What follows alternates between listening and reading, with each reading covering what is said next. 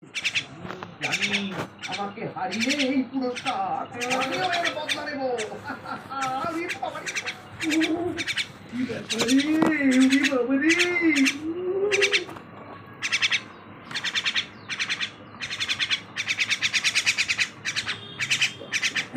গতকাল গোপাল মন্ত্রীকে অসাধারণভাবে মল্লযুদ্ধে হারানোর জন্য আমি গোপালের হাতে তুলে দিচ্ছি 50 মোহর উপহার।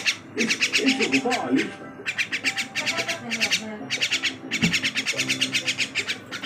ধন্যবাদ মহারাজ।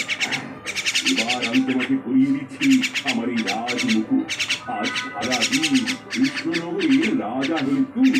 আজ বড় আনন্দের দিন, পাচ্ছি আমি মজা।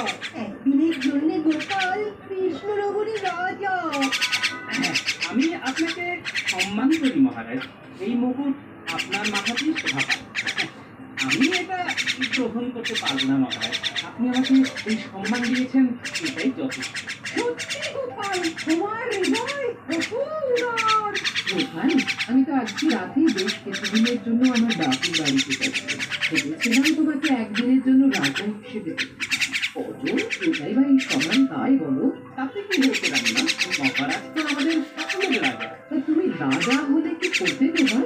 মহারাজ, আমি শুধু রাজা হলে একটাই কাজ করতাম। প্রত্যেক রাত সবার সাথে একটা করে খাতা দিত।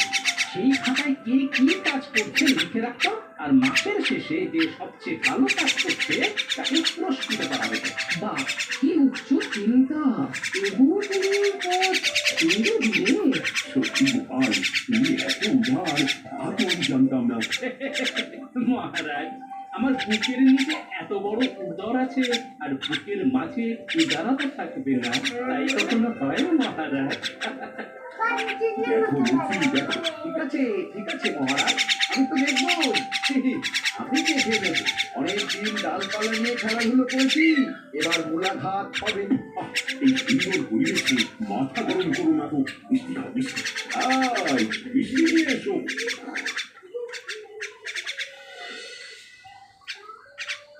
তাহলে বুঝতে পারি তো তোদের কি করতে হবে। এমন মশাই, আর কোনো চিন্তাই নেই। আপনি যেমন যেমন বলেছেন কাজ ঠিক তেমন তেমনই হয়ে যাবে। হ্যাঁ।